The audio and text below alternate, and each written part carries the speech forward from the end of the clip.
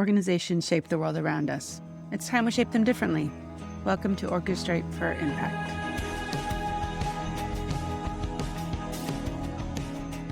Here's the thing. If you care about making an impact, you can't just focus on your patch of the work. Real impact happens when you bring the right people together, the right elements together, and the right approaches together. And you do that on purpose. But when you're working in these complex systems, that's easier said than done. The path isn't always clear. The work can feel messy, ambiguous, and that can make you feel stuck. And this is where systemic design can make a real difference. It's not just a tool or a framework. It's an ongoing sensibility. It's a capability. It's a means of orchestration. It helps you hold complexity, navigate ambiguity, and find a way forward, even when you don't have all the answers, especially when you don't have all the answers. And this is the kind of thinking that we need for the soft, adaptable organizations of the future. So that's what we're exploring in the episode today. I'm joined by Dr. Tim Tompson, co-founder of Snowmelt. Snowmelt's a systemic design and strategy practice that helps organizations work through complexity, find clarity, and build the capability and conditions for change. Tim's been living and breathing this work for years, bringing people and organizations together in new ways, help them navigate the messiness and find a way forward. This conversation is for anyone who's ever thought there has to be a better way to make an impact in a complex world. Enjoy. So, welcome, Tim. So great to talk to you and have you on the podcast. Thanks for having me, John. I'm really excited to chat. Excellent. So for those that aren't familiar, how would you describe systemic design? So systemic design is a kind of emerging field, mindset, methodology that really blends systems thinking and design practices. So it really takes some of the patterns from systems thinking, which is to look at problems holistically, look at the relationships, constituent parts, and then on the design side, really that human-centered kind of participatory design methods, which is how do we understand people? How do we understand their intentions? How do we create meaning? How do we move situations forward and bring people along on the journey? So it's a nice balance of zooming out and zooming in. It's really well suited for really complex problem spaces where you have a lot of ambiguous, uncertain elements to that challenge. You might have a lot of people involved from different organizations. You're not really sure where things will end up, but you have a general kind of intention that's going to shift along the way to figure out where are the greatest opportunities, where are the things that we need to follow. We often, it's kind of taking a lot of design practices and really adding some other dimensions, which really brings in the complexity thinking from management studies, recognizing that organizations are social systems and being aware of those and kind of working with them as you make progress. How did that become a central role in the work that you do? So I did a PhD, which I finished in 2018, and I looked at smart city programs, particularly in Sydney, in Australia. So we looked at real-time information systems. So how trains, buses, ferries, light rail could communicate with customers about where exactly those services are at any moment in time. And there was a very interesting history of how we ended up with that information. There was some processes within Transport for New South Wales in Australia, which was really about them creating their own versions of those products. And then over time, there was a lot of app developers who started scraping the data off the public website, and they started making their own apps, and they were very, very successful. And then Transport said, well, you need to stop doing that because you might be misrepresenting our data to customers. And what if we change the timetable and your apps are out of date? So we're sending you a cease and desist. We've got the legal teams involved, and you're not going to be able to do this anymore. What they didn't realize at the time was some of these apps had 300,000 users. And so as soon as this happened, there was a huge public uproar about you can't take away these services. What do you have on the other side of that? And so I kind of spent a few years studying how these processes all kind of rolled out. There were socio and technical challenges. So there's a lot of factors at play in what public services we end up having and not having.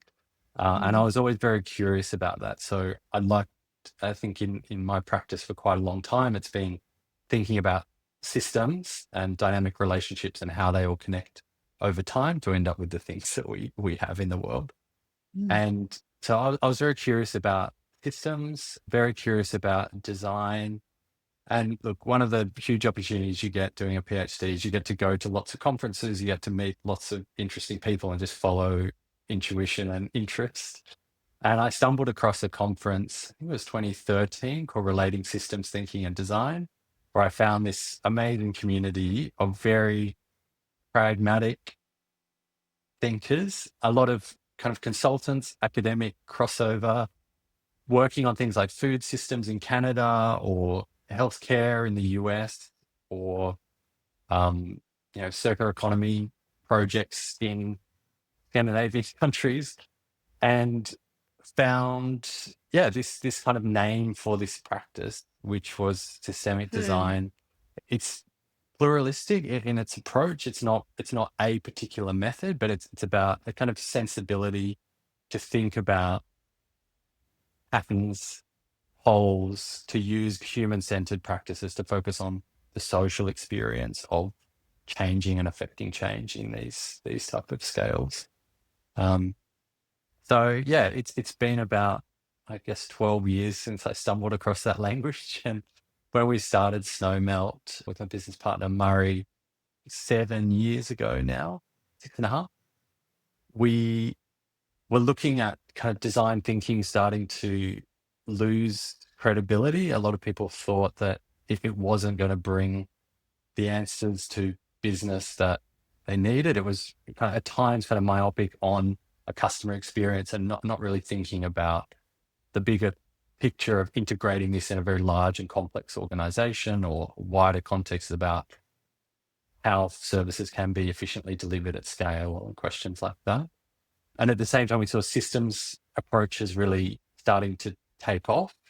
I don't think we knew what exact language was going to land. I don't think any exact language has landed since, but Let's keep debating, though, exactly. right? Well, it's a healthy liminal space where more things will emerge.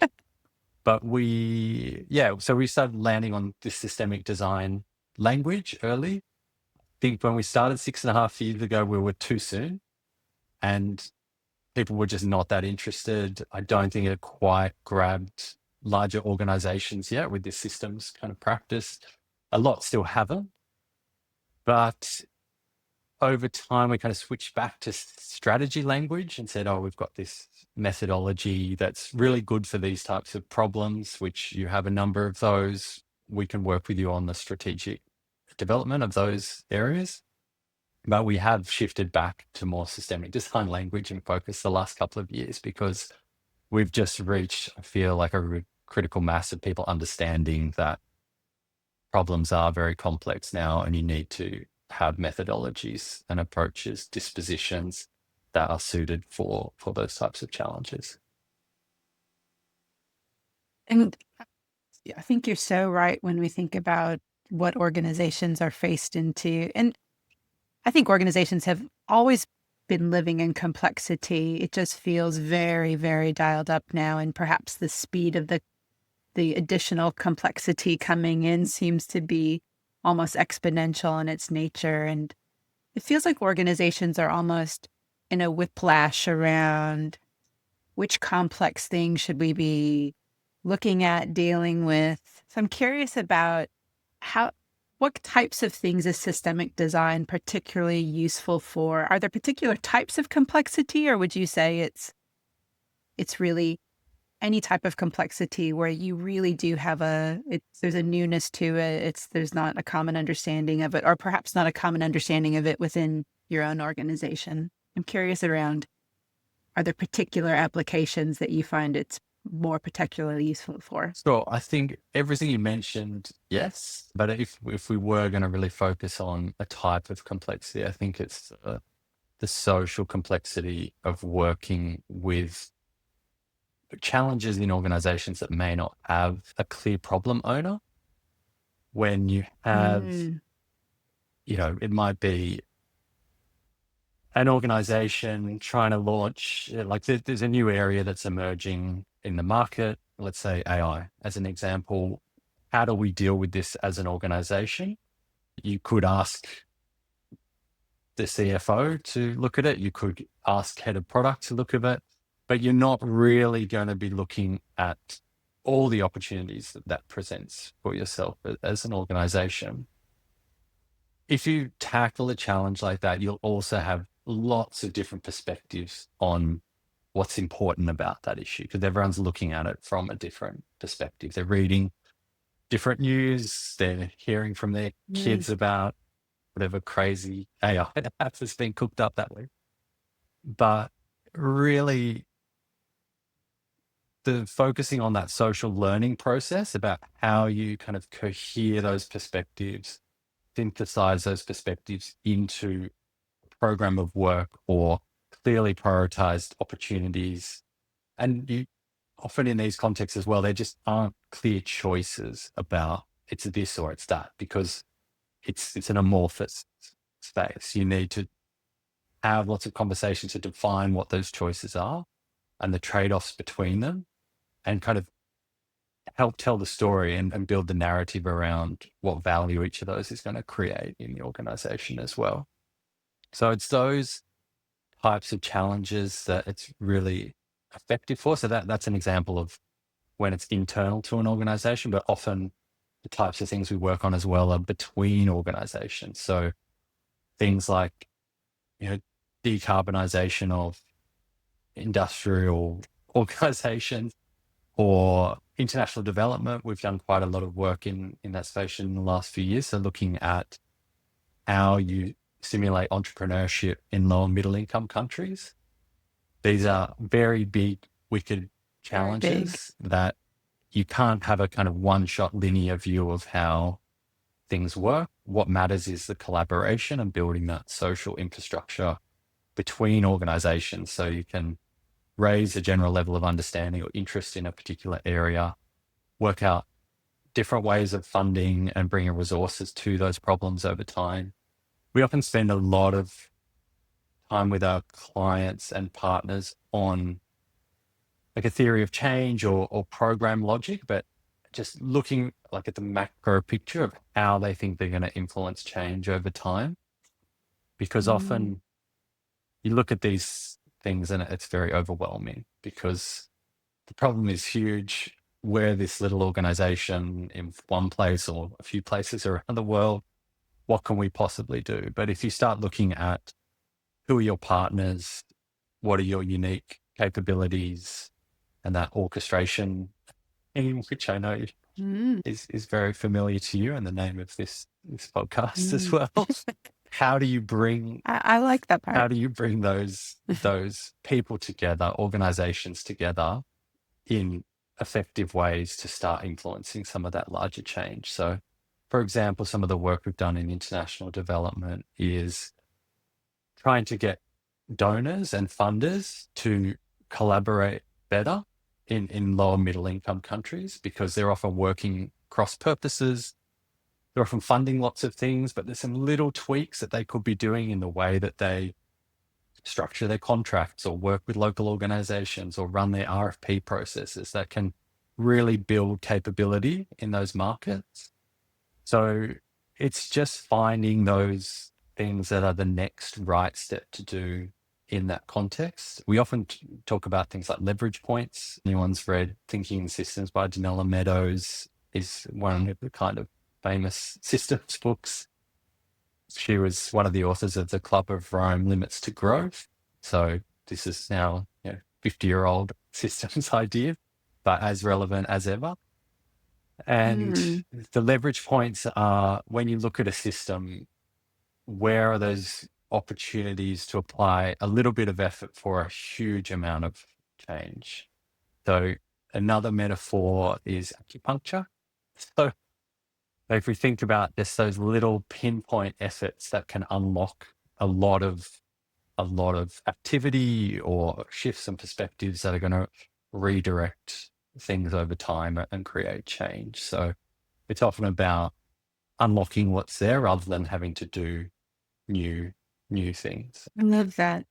And one thing I'm hearing, I guess, within this is you and I have both been practicing forms of design for a very long time, and there can be a misconception, I think, that design is something that's used as a project or program methodology, and once the design is done, it's turned off, and now we go into our everyday, our BAU, or whatever, the that's done. Or, go off into your next project. Don't think about, I guess, we don't think about necessarily the design as an ongoing capacity or as a mindset. And I'm not trying to make design be everything for every situation. I'm just curious about, you said the word sensibility, that there's a sensibility to systemic design. What are the conditions that need to be set within an organization to really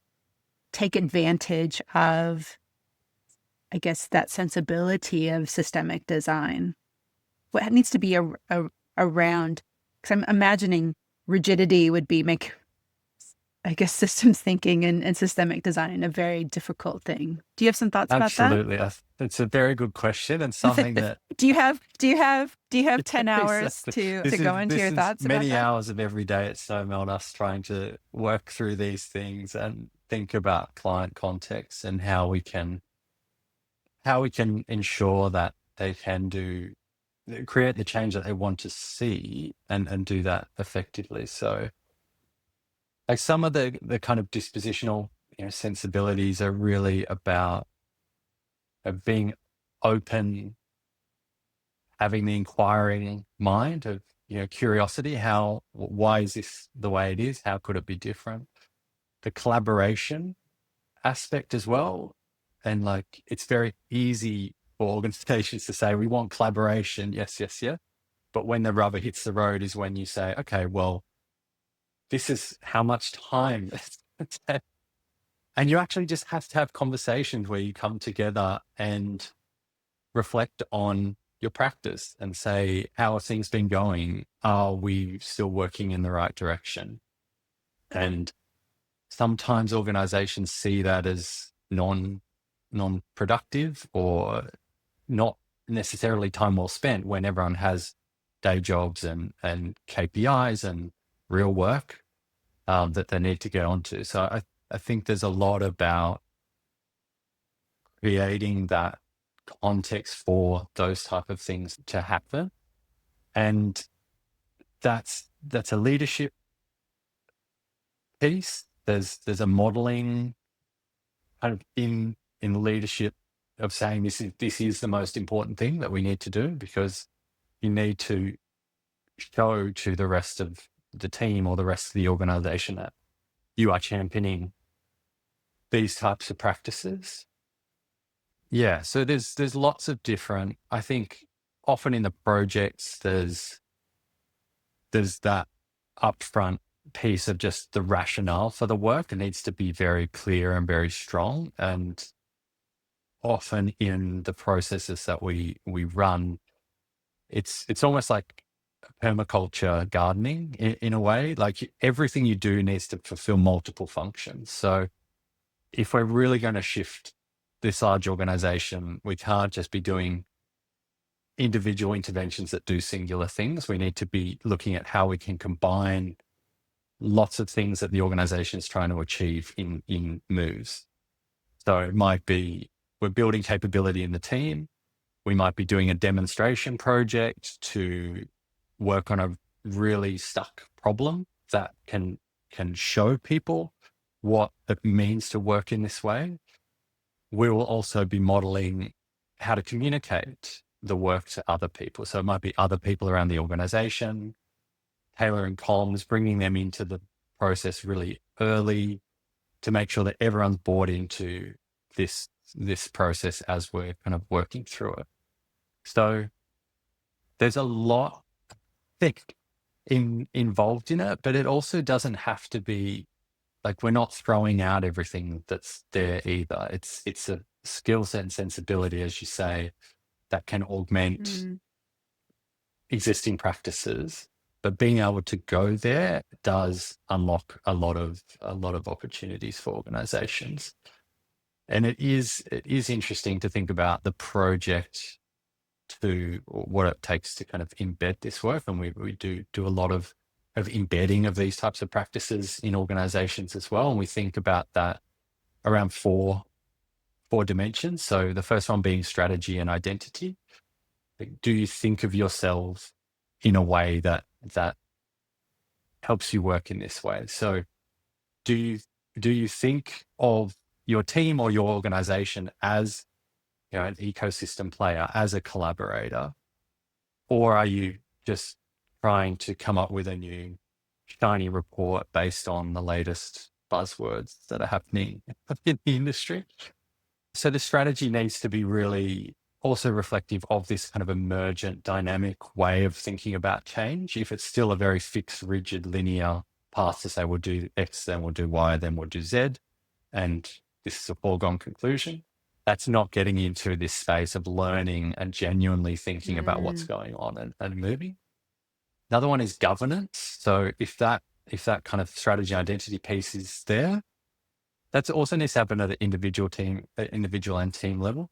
Next one is governance, which is really about, you know, how do you measure and track and report on work and what's communicated between teams. So things here that are really helpful is thinking of your portfolios as a portfolio. So it's not just we have these programs and they're fixed.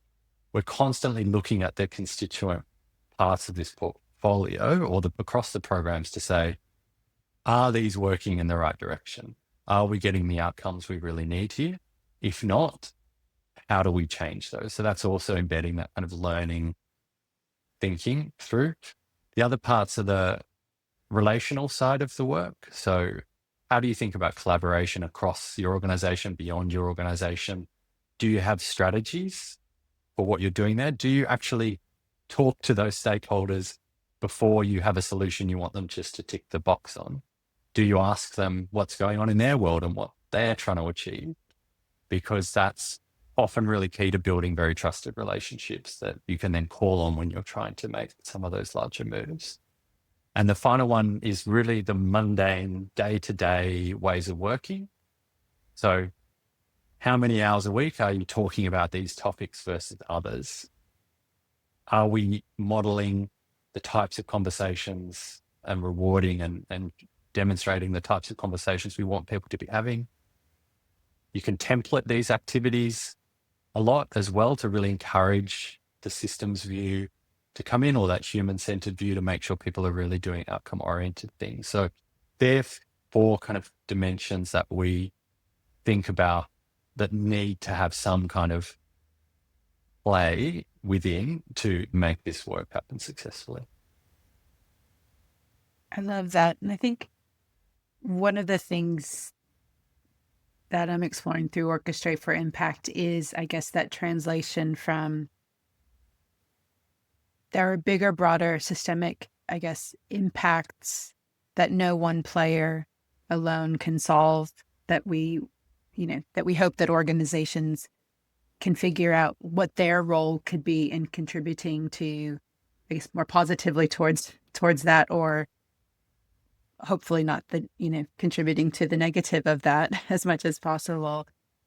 I guess that translation piece between that's what we hope to contribute to, and then going back to, we have no idea in our everyday am I doing the right things? Like I to see the line. So I can see how the governance part of what you're saying would really maybe help to see the through line between those everyday actions, which may seem very inconsequential in the individual state. However, in the exponentiality of them, or in the collective nature of them, perhaps they they start to be at least directionally or at least neutral, but maybe even directionally positive. And then that idea of portfolios, it sounds like that's a way to organize the different interventions that you either might be managing to start to embed before they are embedded, or it sounds like portfolios aren't just a project-based thing of interventions that are introducing newness in. Those are practices potentially and ways of being around thinking about over here in this portfolio space. Is that the way that you're talking about it? It's for the new, but it's also for the New and ongoing. ongoing, absolutely. So it's really an opportunity to create some forums for real reflective practice as a team. So when you come together, you're actually looking with a critical lens, but also an opportunity lens on the work you're doing. So it can be like some of our work with international development. Some of these programs that the large institutions run may last for decades. And if you think about those in the sense that there's someone already managing those, okay, that person's managing that. We don't really need to look at that program. It's going to run for the next 10 years. The challenge is that context changes very rapidly. If we look at international development at the moment, what the Wow. US moves have been the last few months, we've had almost 25% of that market, kind of the resources going into that area disappear, which means there's been huge reconfigurations happening in every organization related to this in the world. And if you ignore those changes that are happening, there's huge risk in the work that you're doing that you're not adapting it and proactively tuning that portfolio for the needs that you have. You have multiple funders that will suddenly be asking new questions, or you need to be thinking proactively about how you frame things to different governments and their leanings around the world at the moment. So it is really, and it might be the kind of BAU work, but then it can also be on, how are we working on the work as well? So what's the innovation management type view? How are we improving our processes and systems? Which things do we work on first? So that type of portfolio thinking has a huge benefits just in building the maturity of those reflective conversations about what you're doing and why. I love that because I guess in this concept of how do we get organizations to be, I'm looking at the concept of what I've been calling soft adaptability. So it's shifting from the rigid, fixed structures, mindsets into this adaptability, the softness of an organization that has shape. It has a flexibility to be able to move. And what I'm hearing and what you're saying, especially, I think we mistakenly think of BAU as fixed, and that's how it's going to be. And until we do another project to check to see if we should be improving it or not, we're just going to let it run until the wheels fall off. Ultimately, I mean that tends to be the case in some organizations. So I love that. I guess creating that ongoing capacity to be learning and adapting to the changing landscape.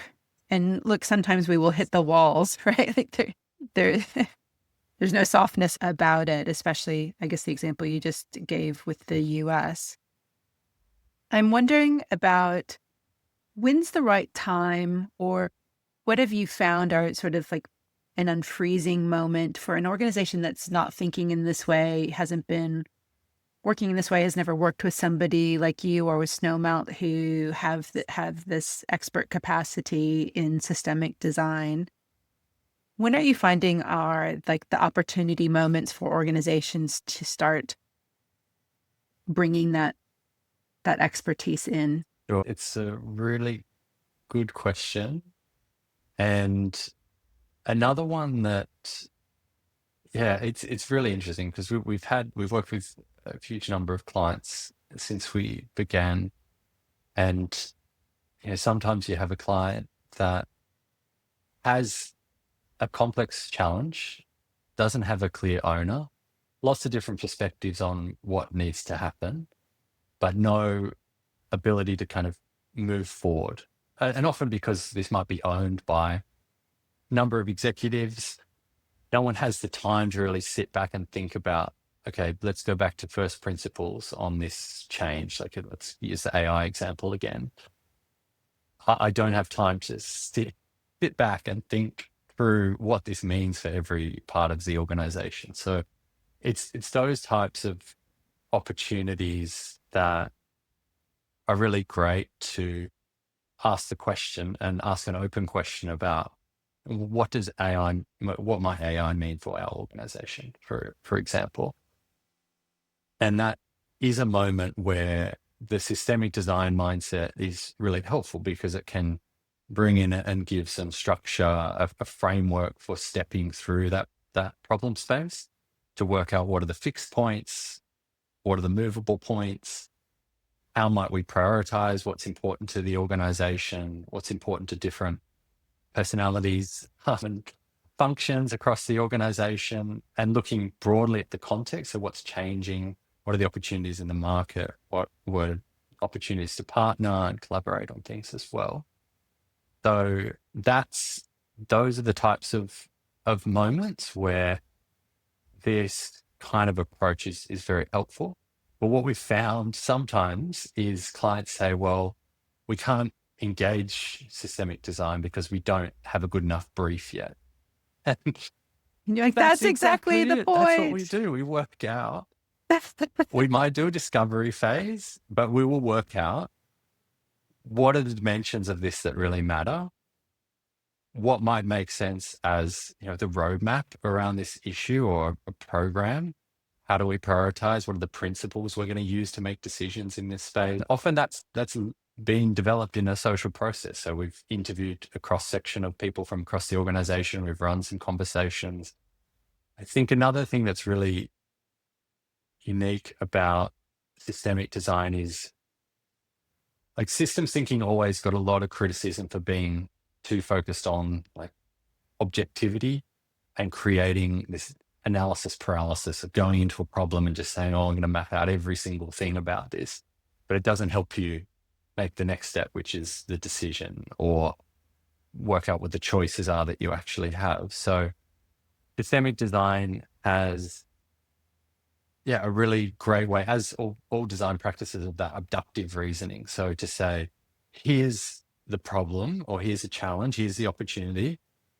Here's 3 choices that we could make right now. And they might all be wrong, but they help you have a conversation to work out what matters. And then you can use that to make maybe 3 more choices that are more refined and are then based on more conversation and more reflection. So often in these contexts, it is very ambiguous and amorphous. And until you draw things or make a map of it or write it down as an option,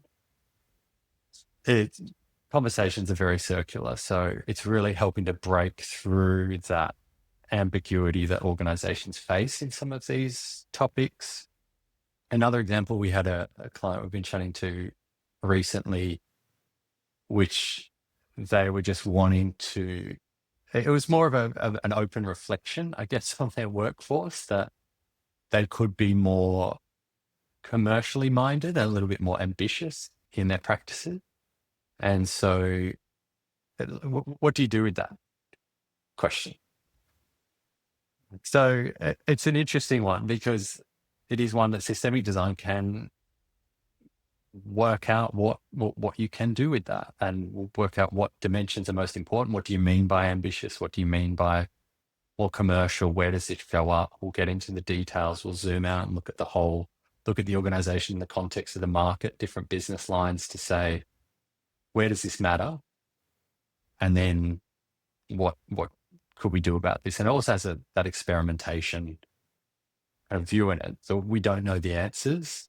We can test and experiment and learn And then we will work out over time how you'll want to measure that and turn it into kind of BAU practice. But at the beginning, it's that mystery of figuring out what those important dimensions are. And I think this is so important, especially because organizations are facing into more and more complexity and multiple complexities, I guess, at once, and being tugged in lots of directions. I think the irony in those moments, because it does feel so uncertain and unknown, and maybe potentially unknowable where you're standing at that particular point in time, is ironically it pushes you more towards wanting certainty than relaxing into the ambiguity and sort of holding on to these, I guess, even if it's a rope or just some railings that you're giving them through the dark to go, we know there's another side. We don't know quite where the cave opens up yet. But you said earlier, I guess, knowing the next right step is what I hear you saying and describing is these are ways and means and sensibilities to create more confidence through movement rather than being stuck and frozen and sort of rigid in wanting certainty. And I feel like a lot of people sell certainty, which is, it's not real. It's not, it's a, unfortunately they sell certainty because people want it. And really, I think they're doing a huge disservice because you end up finding out through that quest for getting that solution in and, the few of, okay, problem solution that it feels like some of this is, I guess, creating a bit of comfort in that you're not alone in it. And together we have ways to move through it. And I love that about what you're describing. I think it's really important for people to keep in mind as they're approaching the gazillion different sparks and challenges that might set them on a quest for some kind of transformation. And perhaps maybe they don't know quite where to go. It sounds like systemic design could be a really great guiding force through, I guess, some of that darkness. Very, very poignantly said. Yeah, I agree. I think I'm just reflecting back to you what you said. In nicer words, I'm sure. But I think we often think about this.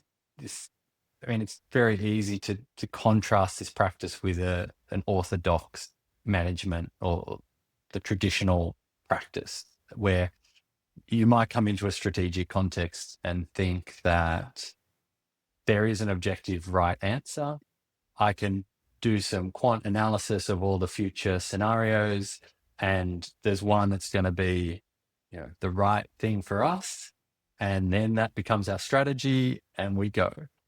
But while that can work, it does create a lot of blind spots, and there's a lot that's kind of left on the table from building that capability and sensibility as an organization to be able to learn and be very intentional in your learning to de-risk the future, to really understand what are the things that are going to radically affect our market or radically affect our workforce over time, and how do we learn about what's changing in those areas and bring others on that learning journey with us, which is quite, it's honest in the sense we don't know. And we're often up against certain perspectives in organizations that have that orthodoxy. And it's very hard to